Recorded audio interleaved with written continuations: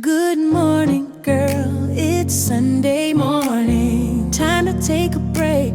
Time to get away before you start the day.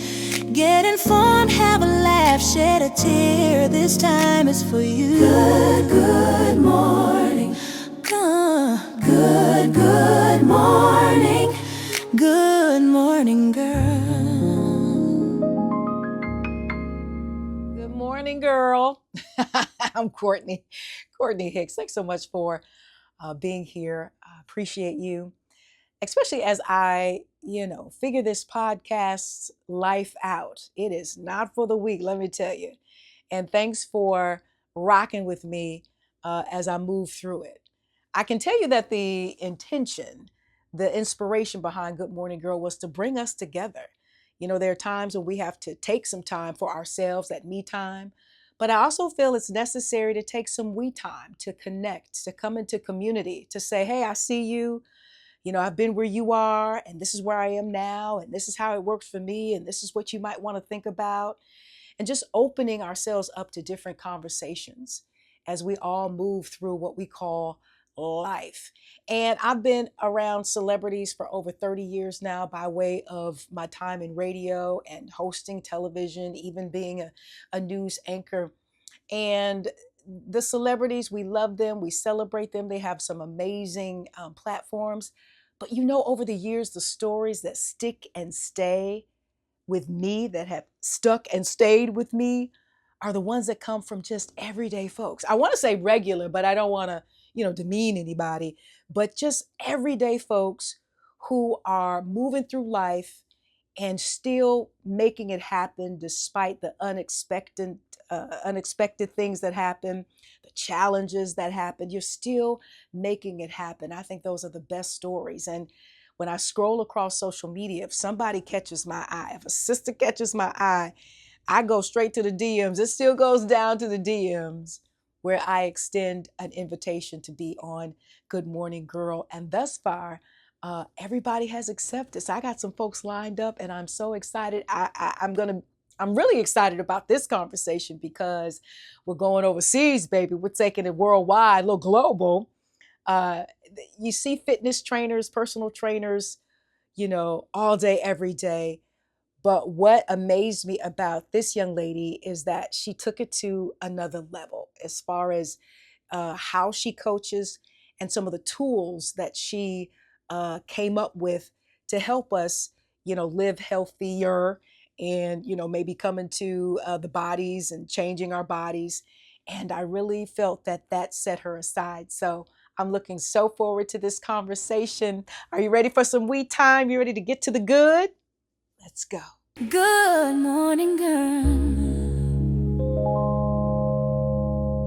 So I want to welcome in Maya, and I want everybody to get that right because it looks like Maya, but it is Maya, and that name is just so beautiful. So think of the month of May, Maya X. We're going to keep it very mysterious, and she is joining us all the way from Dubai. So, girl, welcome in. And what time is it there now?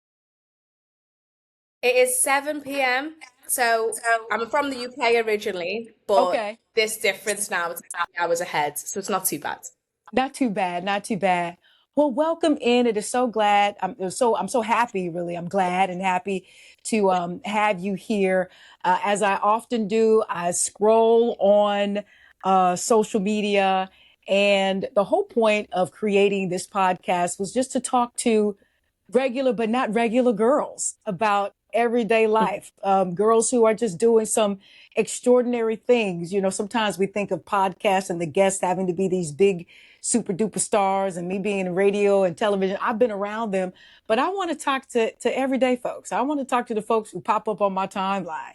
And you were one of them. And Maya, what really caught my attention was this amazing, I want to say invention, this amazing layout that you put together.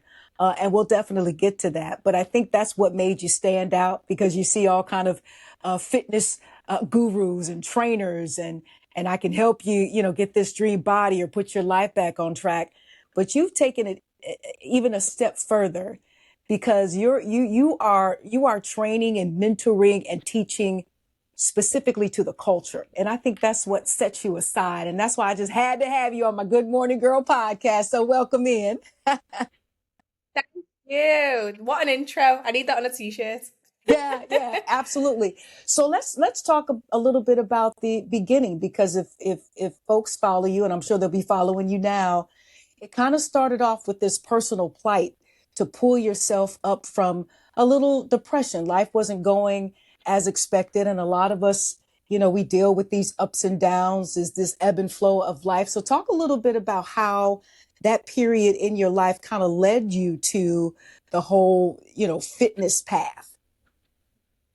Yeah, of course. So I think the best place to start is the very beginning for me. So I was actually going to university in Manchester. I pretty much put myself on the course of interior architecture, not Mm-hmm. because I wanted to do it, but because it was there as an option. And I think in life, you just know when you're not aligned to a certain path. Yeah, So yeah. after about 6 months, I dropped out, and now I look and like from an older perspective, I know that I was Mm-hmm. depressed. I know that I was having a lot of like self-sabotage behaviors. But Mm-hmm. the one thing that definitely saved me out of that was the gym. So I started training. I started going to the gym at least 3 times a week, just enjoying it, no structure, didn't really know what I was doing. But then I took my sister one day and she said to me, you know what, May, you could definitely be a trainer. I was like, me? I couldn't be a trainer. And she was like, yeah, you definitely could. You should go and get the qualification. The world's your oyster. So I went and got my qualification. Now, after that, for me, a lot of the space changed as I was coming into it. So, there was more people coming online. COVID was here and more people wanted to access information through the phone rather than just in the gym. Mm-hmm. So I made the decision to, after COVID, move online. Now, having a client base and building that online was one thing, but what I started to realize is that it was a very generic industry. Everyone was saying the same thing.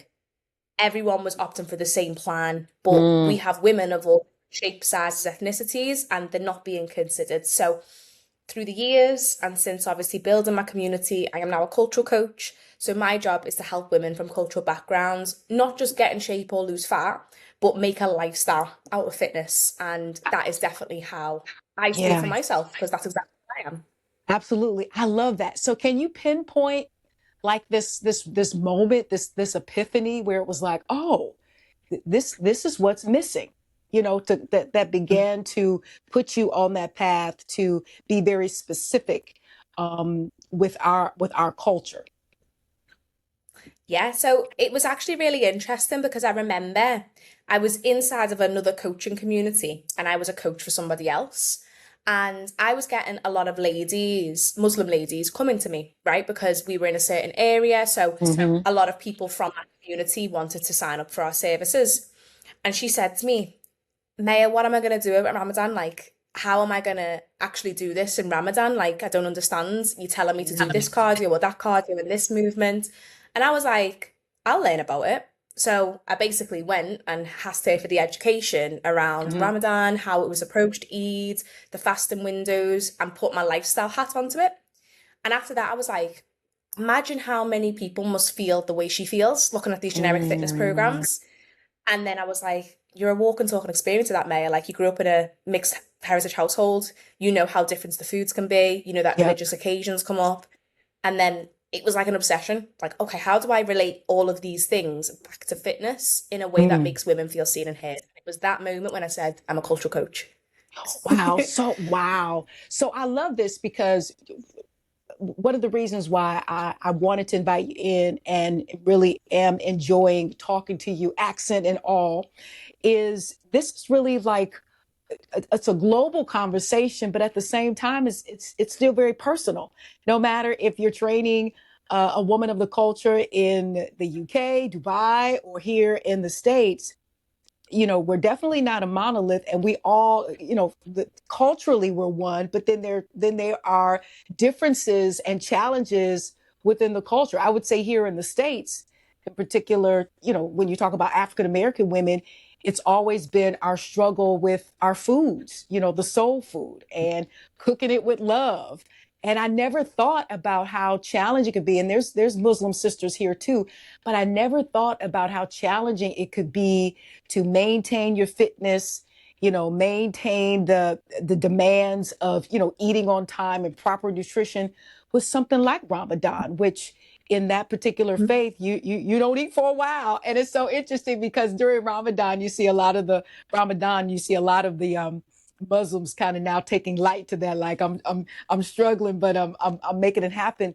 So this is really opening up like a whole new way of thinking about, fitness, and that it doesn't fit, pun intended, just to one, particular type of woman. And then it doesn't fit in particular to one particular type of woman of color or faith. So, I mean, you've really brought a whole new perspective to what a fitness trainer really is all about, in particular when you're catering to a community or culture. Yeah, no, hands down as well. And I think a lot of people don't want to do things for cultures that are not on their own. I'm not religious myself, but if you're hired to do a job, I think you need to do the job to the best of your ability. So learning through clients is genuinely how I got where I am today. And every woman from different backgrounds, I take snippets of information. So next time around, when that same person comes, I know exactly what to do. And then I loved, Maya, that you just didn't stop with like the mentoring and the encouragement and the motivation. You took it a step further and actually gave us tools. And one of the biggest tools that I think makes you just a superstar and catapults you to the top of your industry is you came up with a glycemic index specifically for African and Caribbean food. So, you may not have, Caribbean roots or immediate African roots, but I thought it was absolutely genius. So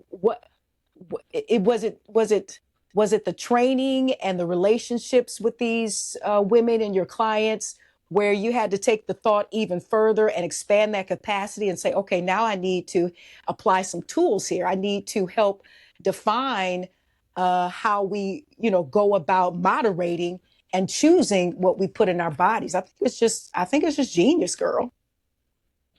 Oh, thank you. Yeah, you know what? I think this thought process probably didn't start when it came out. This probably started years ago because just a bit of background. I'm mixed heritage. I'm British and I'm Nigerian.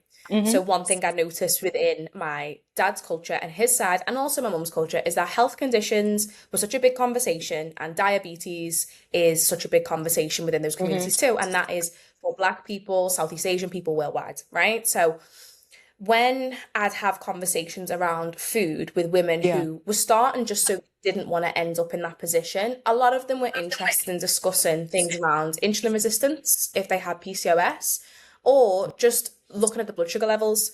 But the problem was, Courtney, is that when you go online and you type in glycemic index, which is basically the speed at which your blood sugars are affected by foods, you're going to be met with foods that you may have some of, but not the foods that you grew up with. So what that does is it creates a huge gap, really, of people from certain heritages not being able to make health adaptations to the food. To assess, now, exactly. So what are we going to do there? Where's the information? So luckily, I fell across a post from a client from a company called the Diverse Nutrition Association. Amazing. They actually made the Afro-Caribbean Eat Well Guide. And I have used that in my content, my clients, for a long time. And I said, okay, well, now that a lot of my clients are more interested in looking at blood sugar management, what if they just had a graph just like this that they could use, give to their family members, and now they finally understand the glycemic index better. Now they have a reference point. Exactly, without having to go on an app or digging deep or go watch research studies. It's just there as a reference base. The next step for me personally is looking at the glycemic load. So the differences, so the speed and the amounts. But I think this is the step that I want to take. So not so I can benefit from it, but so everyone can have that graphic, which we should have had years ago. How was it received, from the inside? I'm sure it was celebrated as we are celebrating it now. But when you have food pyramids and other modules that have been created by others that we as a culture have tried to follow, that we know just does not apply and does not work for us, How was that received inside of the industry, maybe amongst your colleagues, and then maybe outside of the industry, especially with it being specific to, African and Caribbean cultures? You know what was really interesting? It was the shock. It was the initial shock that people didn't realize that something like this didn't exist. They'd never really thought of Mm. it themselves.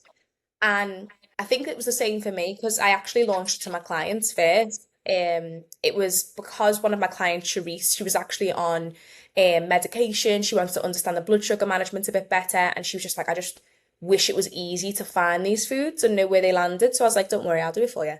So it was Mm. actually in response to her. Okay. But when I released my clients, they were like, oh, okay, like this is great. I'm going to share this. And I thought, why shouldn't the rest of the world see that?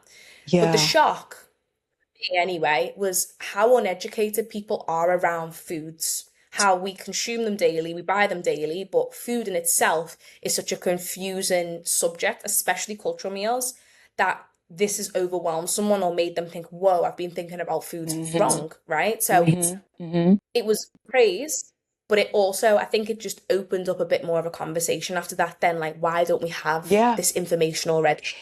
You know what, and what it also did as I was looking at it, it made it very clear. I think nowadays, with all the confusion, we just need clarity. And you have to also factor in, food scarcity, at least here in the States, scarcity and food deserts and affordability, especially when you talk about fruits and vegetables, and to have a glycemic index like that to help better pinpoint, okay, maybe I can manage my budget and fit in this and buy this specifically because I know this is going to contribute to my overall health instead of you know throwing something up against the wall and hoping it's benefit. It gives you a chance to really personalize that grocery list in hopes that you can also manage that budget and fit everything in because there's so much going on. But for you to lay out, hey, these are the specifics. No matter what your budget are, this is what you want to focus in on, predicated on your body and what you're trying to do. And I think that's also the genius of it. Oh, thank you. And you've hit the Hmm. nail on the head there as well with the budget, you know?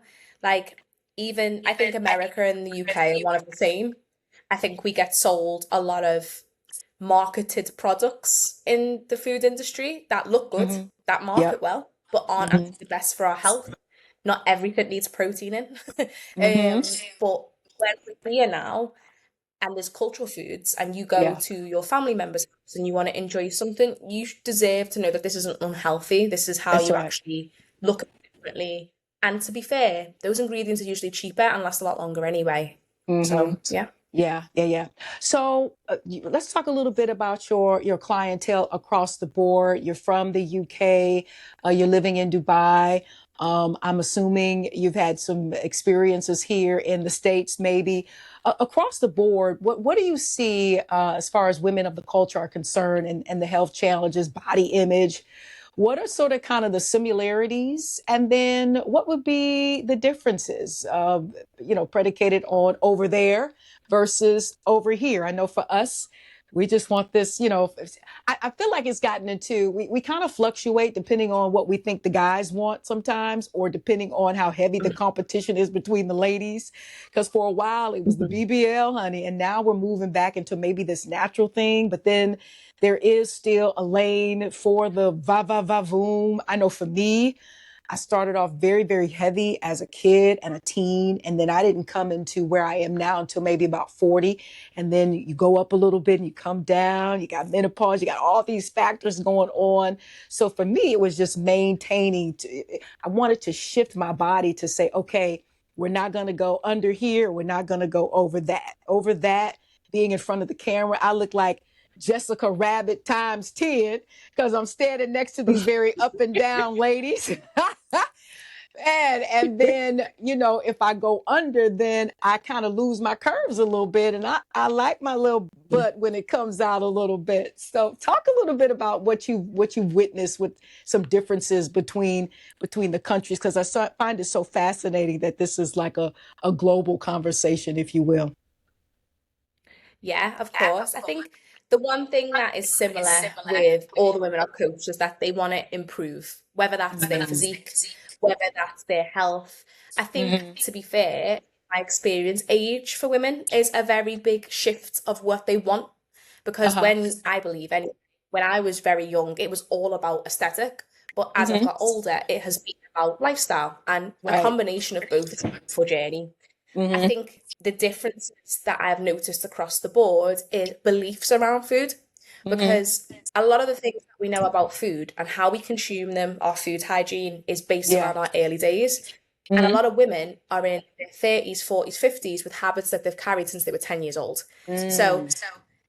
context matters, and knowing what they believe around foods is the first thing, but then Right. also what they believe about their body, Mm-hmm. genetics, and what health that looks like. But Mm-hmm. the one Mm-hmm. similarity I can say, Courtney, is that they're all confused by social media, I know that's right. and I know that's right. The they mixed get. messages. It's The mixed always confusing. messages. Too much information. hmm Yeah, yeah, yeah. It really is, I don't know where we get our signals from. I don't know if it's, the guys and us thinking or assuming we want they want us to look a particular way.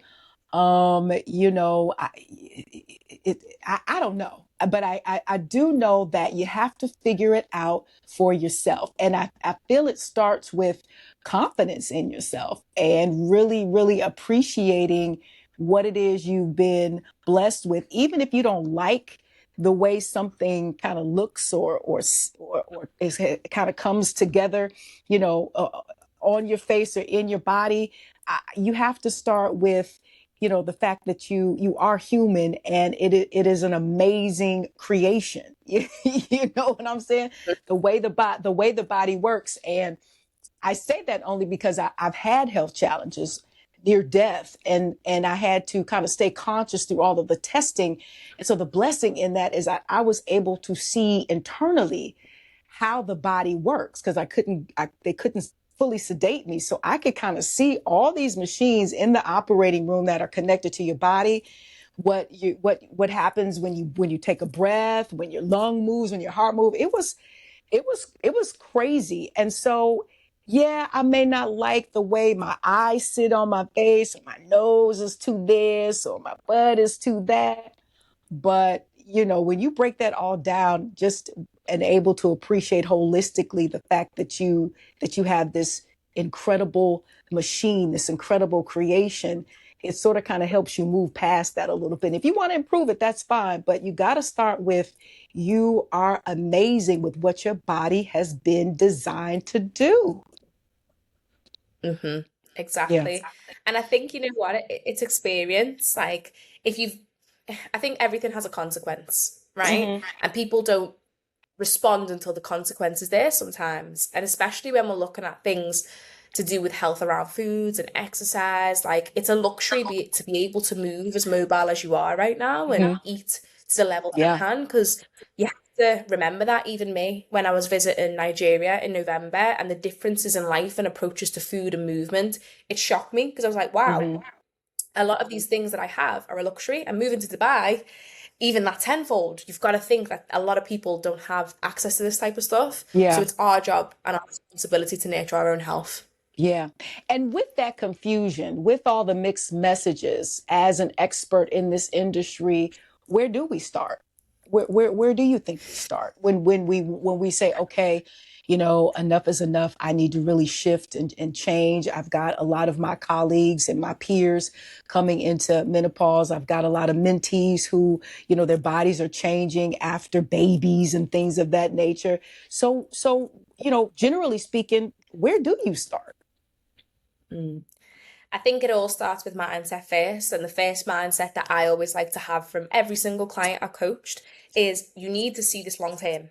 If a part of you is still seeing this as short term, as quick as it possibly can be, there's nothing wrong with fast fat loss if done correctly. But if you're seeing this as a small phase within a year rather than a lifetime commitment, you're going to end up back at square one again.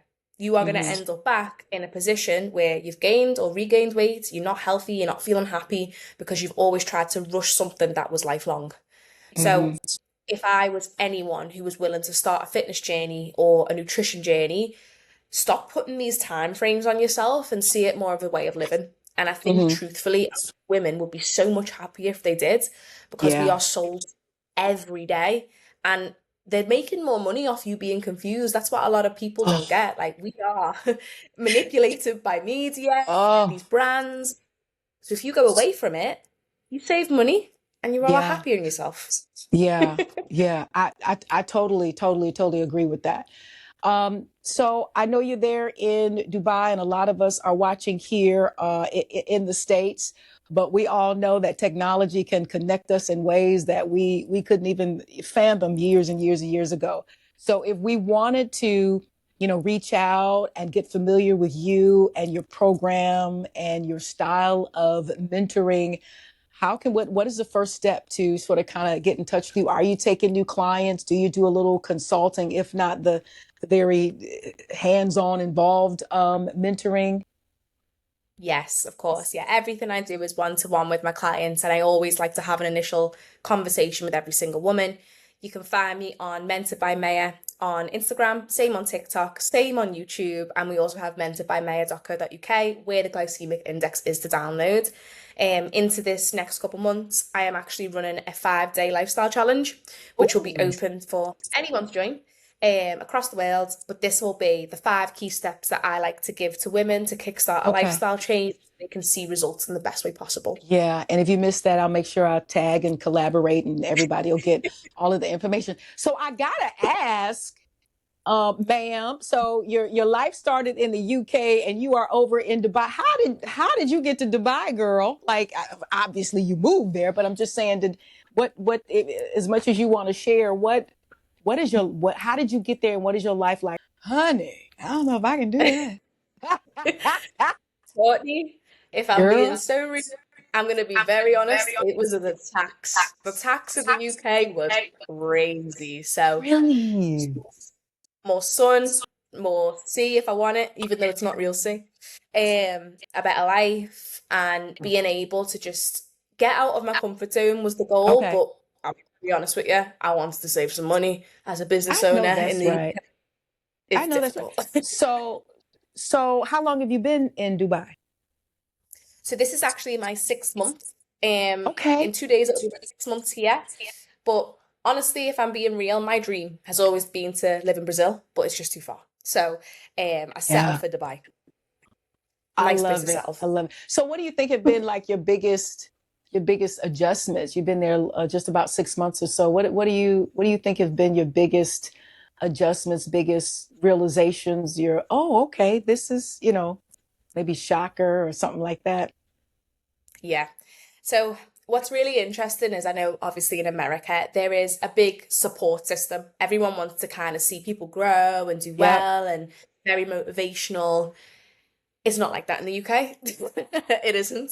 It just isn't. It's a mentality thing. It's very much like no one wants to boast, or no one wants to look like they're gloating. And for me, I always thought that was like a miserable existence, because I love supporting other Mm. people. I love being around people with bigger mindsets. And since coming to Dubai, it has been very fast paced. Like, Yeah. moving to a country of this degree, it can really swallow you whole if you're not careful.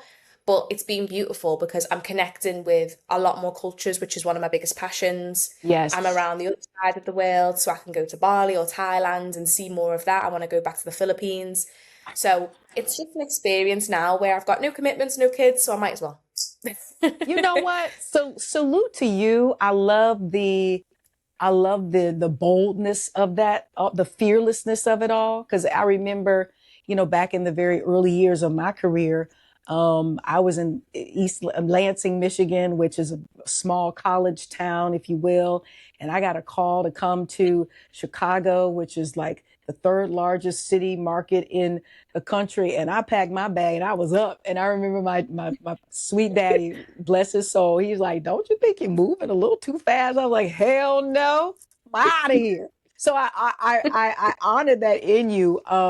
And a lot of folks here in the United States, a lot of sisters are having it with the states, and a lot of them are looking, if they're trying to gather resources and looking to where, that next place might be to live out the rest of their years, especially if, the United States keeps going in the direction that it's going. I myself looking to Mm. possibly move abroad. Now, I might cheat a little bit because I'm from Michigan, very, on the bottom of Canada. The Canada's been on top of me all my whole life. So, I might go in that direction because I wouldn't want to be so far away. But you're at the forefront of what a lot of people are all already doing, and it makes you even more fearless because, again, a lot of folks are moving with and to community, and for you not to have that and to still be there and finding your way, I think is commendable. Yeah. Oh, thank you so much. And I think, you know what, a lot of people, like, I did speak about this on social media, a lot of people are Mm-hmm. so scared to move, and I was at first, but if you really don't like it, you can just go back. Like, that's what I always say. It's one of those experiences that if I'm here for a couple of years or I'm here for two, at least I can say I've done it. But Mm-hmm. I think the beauty is being able to actually get out your comfort zones and meet Yeah. different people than just Yeah. being in your hometown all the Yeah. time. Yeah. I think for most of the challenges, especially if you're still of working age or still need to work, it's like, well, how does that translate in another country? I know the technology helps a lot because, people can, work remote and live nomadically, if you will. So, sometimes you want to do it, but a lot of the challenges come up. And if you allow fear to sort of kind of block your way, then you won't even, you could still be sitting in the States and not even sort of kind of be able to entertain or receive any sort of kind of solutions. So you got to push past a lot of fear and anxiety, but a lot of people are opting, and actually doing it and or really, really thinking about it and considering it. So you hail as an example of somebody who's done it, girl, and I love it. I love it. Thank I you, love it. Courtney. And when you're ready, you can come to Dubai. I'll be I here with both of know. I know, but I was being nosy and going through your social media, and you've got some family in Nigeria. You've been able to, connect with them, and so Nigeria wasn't on your list. You say it was just too far, or what? There's certain politics in Nigeria, let's just say Yep. that. Okay. Okay. I But I got it. have family in Chicago. I have family there. I have family in Florida. I've visited New York, been in the States. So I've Uh, got family dotted around the world. I'm Nigerian, we get around. So that's right. you're fine. That's right. I lived in DC. Y'all run DC, honey. I'm not DC and Atlanta for sure, for sure. Oh True. man, it has been an absolute pleasure. I'm just so glad we were able to connect and talk, and I just really wanted to, bring you to my tribe and my folks who tap in with me and watch and follow along, because I just think what you're doing. And you cap that with that glycemic index that specifically speaks to aspects of our culture, I think should just be applauded and appreciated and honored. And I really hope, nothing but the best. And it's all up from here, girl. It's all up from here. Thank you so much, Courtney. I really appreciate it. I think if anyone's watching this, I think the one thing that I want them to know is that they are seen and heard inside the fitness industry. I know it's very generic, but if it wasn't for women like you with these interviews Mm. and making sure people have got a platform, no one would know about us. So yeah. Yeah, yeah, I believe that. I believe that. Well, we're looking forward to many, many great things from you, and whatever it is you're setting out to do, I know you're going to do it because you got the goods, girl, and you are absolutely drop dead beautiful. And so I just know that whatever you set out to do, it is going to happen. I can feel that, and I appreciate you so much for taking out some time. I know it's almost tea time and then bedtime. My mom's side of the family is from the British West Indies, so I know that tea thing is a real deal for y'all. We coffee people over here, Oh, so I don't know worry, it's Courtney. I've had my tea. I've had my I tea already. I know your tea and what you call the cookies, biscuits. Yeah, biscuits. Yeah, over here, girl, a biscuit is about this big, and you put some jelly and some honey and some jam. I don't know what y'all talking about, some biscuits. Naya, thank you so much. I appreciate you. Thanks so much for joining us today inside of Good Morning Girl. We appreciate you. Stay safe. Thank you, Courtney. Thank you so much. Maya, Maya, Maya. I love it. I just love folks who, you move into a space and you take it to a next or another level. And that's what I felt was so unique about Maya. I love it. And I'm serious. If she comes stateside or I happen to make it to that other side of the world, we're going to link up for sure. Absolutely. Thank you so much for joining me inside of Good Morning Girl, GYRL. Make sure you like and subscribe here on the YouTube channel. You can also join the Good Girlfriend online community at Good Morning Girl on Facebook and Instagram. Now I'm trying to up the frequency as I learn this podcast game, honey. And so I don't know, maybe we'll start doing something. I was doing first Sunday of the month, but maybe I can start now that I'm feeling myself or feeling my way rather. Maybe like bi-weekly, like how you get a paycheck. Maybe something like that. We'll see for sure. I just love you and appreciate you. Thank you for joining us. And we'll see you again soon right here on Good Morning Girl. Good morning, morning.